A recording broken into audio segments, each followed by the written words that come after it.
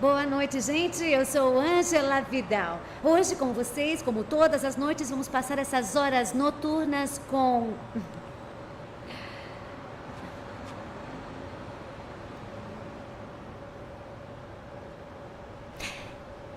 Pera um pouquinho. Qual é o plano mesmo? Existem filmes que foram criados com o único propósito de aterrorizar. Muitos tentam essa façanha e fracassam vergonhosamente. Existem muitos que criam expectativas gigantescas, mas que no final acabam sendo uma baita surra de pau mole. Na contramão, existem aqueles que chegam muito tímidos e se transformam numa peça de cinema horripilante que com poucos cenários conquistam o público e fazem a alma sair pela boqueta. Num dia frio, cinzento e nublado de 2017, preso sozinho na casa da minha irmã por conta de uma greve de transporte público, me sentei na sala iluminada pela lâmpada de luz quente do teto, e num canal fechado de televisão eu conheci REC. E no final eu estava em choque. Hoje vamos falar sobre um dos maiores e mais brilhantes found footage já criados, daquele que se tornou um marco na história do gênero e que até hoje é considerado um dos maiores filmes de terror já produzidos. Vamos falar de REC e da noite que virou um inferno.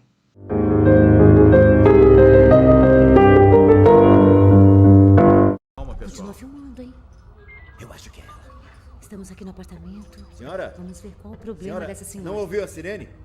Fique calma, que a senhora já vai ser levada para o hospital, Não tá pede bom? Dirigido e produzido por Paco Plaza e Jaume Balagueiro, REC é um filme de terror espanhol lançado em 2007.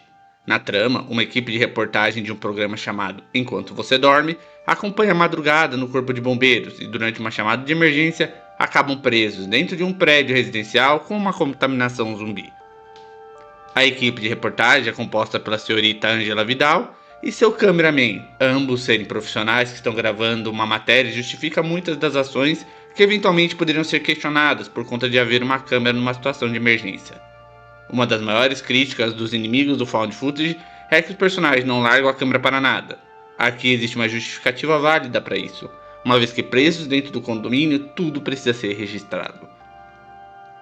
Toda a ideia por trás do filme é simples, mas terrivelmente bem executada. Toda a trama envolvendo os repórteres e os moradores é organizada como se, de fato, estivéssemos vendo um ato de show de TV como Polícia 24 Horas, onde os coitados dos repórteres se metem em roubada. Isso ocorre com naturalidade, pois a atriz espanhola, Manuela Velasco, realmente era apresentadora de TV. O programa, Enquanto Você Dorme, é inspirado em La Liga, que aqui no Brasil foi traduzido como A Liga, e que é muito lembrado por uma reportagem com o Kid Bengala. O começo do filme, no quartel do Corpo de Bombeiros e sem os cortes e edições, é o tipo de coisa que eu realmente acredito que acontece nesse tipo de programa. Ângela Vidal, que é a protagonista da franquia, é uma excelente personagem. Ela começa REC sendo essa repórter que quer fazer um bom furo de reportagem e é só. Ninguém espera muito mais do que isso, acredito nem ela mesma. Já seu cameraman tem bastante personalidade vista através das lentes da câmera. Ele parece ser bem humano, interagindo sempre com ela, tropeçando em coisas e procurando atalhos para resolver pequenos problemas. Isso torna um personagem presente e não apenas uma câmera com pernas igual a outros filmes do gênero. Também é bacana que os produtores não quiseram transformar ele e a Angela em um casal. Os americanos estão mataram em querer às vezes formar casais de qualquer forma e jeito, e isso aqui não acontece. Não era um filme com uma situação que necessitasse isso. É uma noite horrível, então a chance de Manu se declarar para ela no final era um zero. Não queria dizer nada a respeito, mas certos filmes por aí não aprenderam essa lição. I like you. Our night together meant the world to me. Why are you telling me this? If I don't tell you now, Uma vez estabelecidos dentro do prédio onde o filme se passa, a coisa toda fica caótica. Os personagens secundários, os moradores, são muito típicos de vizinhança e com certeza você já conheceu algum deles. Tem os vizinhos estrangeiros com costumes diferentes que quase não falam a língua de onde estão, o casal de idosos que ficam brigando o tempo todo, a vizinha perua lá Dona Florinda que é soberba e enche o saco de todo mundo. A chamada pro prédio ocorre pois um dos inquilinos teve um ataque dentro do apartamento e fez um escândalo.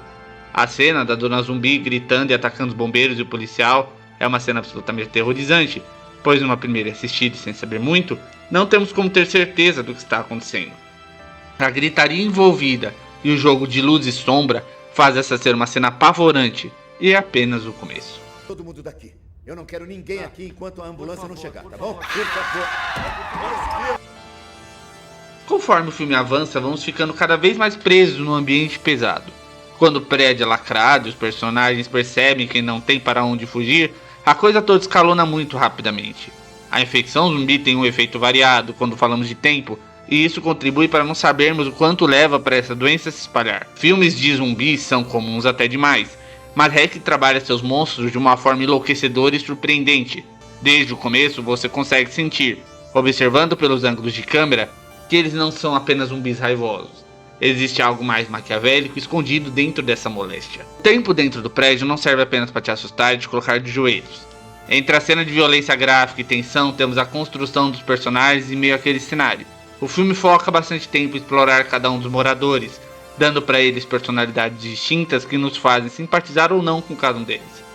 O recurso de ser um programa de TV com potencial de entrevistas torna possível que possamos enxergá-los pela ótica televisiva, mesmo que esta seja uma situação completamente bizarra. O filme tem atos bem divididos, enquanto o começo pré-estabelece o cenário e os problemas e perigos envolvidos, sem dar muitas respostas e criando um cenário claustrofóbico e potencialmente ameaçador e desconhecido, os atos finais se tornam pura violência gráfica e desespero. A tentativa de se salvar e ao mesmo tempo gravar a coisa toda cria uma tensão bem pesada que faz com que o filme vá de 0 a 100 muito rápido. O final para mim é uma das cenas mais interessantes e diferentes de um filme de terror. Ele subverte o ato de uma simples infecção zumbi e dá até então uma roupagem religiosa e científica para a doença, que é algo que não é comumente explorado. Ao introduzir isso, ele subverte tudo o que sabíamos sobre essa infecção e, ao mesmo tempo que responde algumas perguntas, cria outras tantas, o que é efetivo para nos deixar imersos no filme. O filme também é efetivo em não nos dizer nada sobre o tema. Descobrimos tudo indiretamente através do último ato de desespero que os personagens têm ao se prender na cobertura do prédio, onde existe um laboratório oculto com reportagens, documentos e informações que nos mostram, sem precisar entrar em diálogos positivos, quadro a quadro do que aconteceu ali. Todo o cenário do laboratório é rústico, o que transforma tudo numa cena ainda mais perturbadora. É aqui que conhecemos aquela que se torna o monstro da franquia.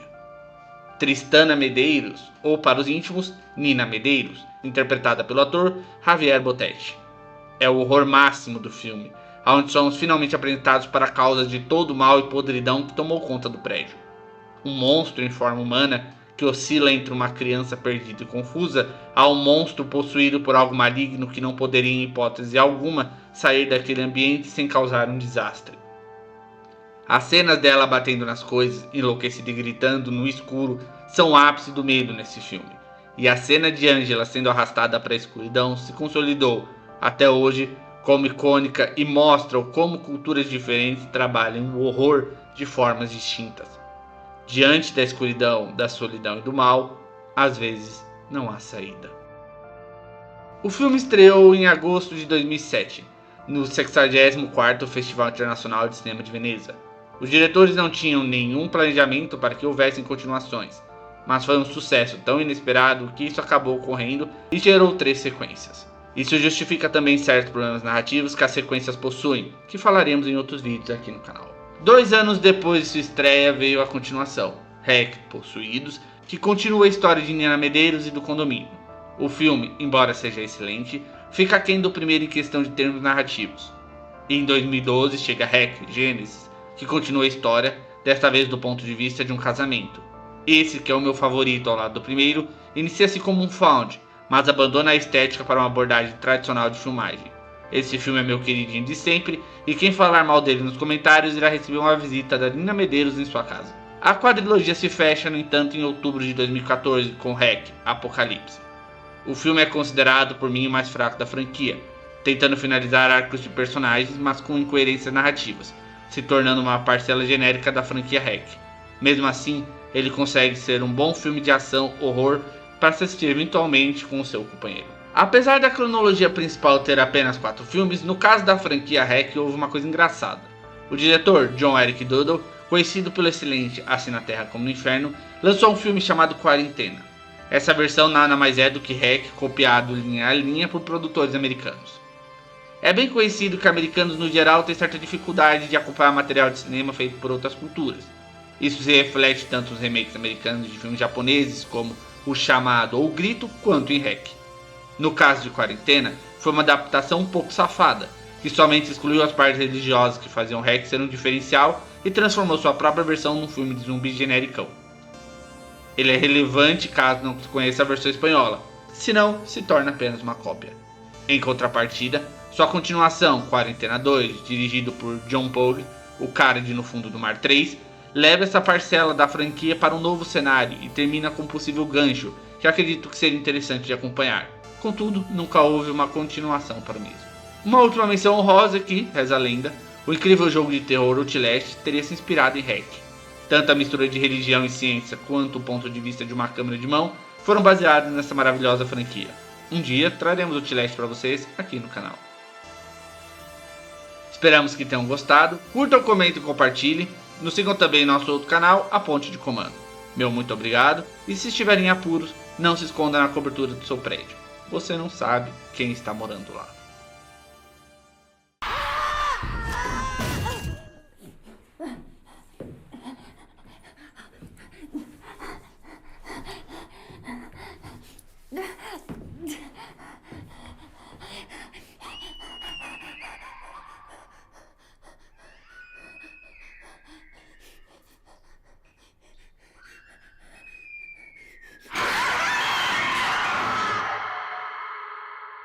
Pablo, vai gravando tudo.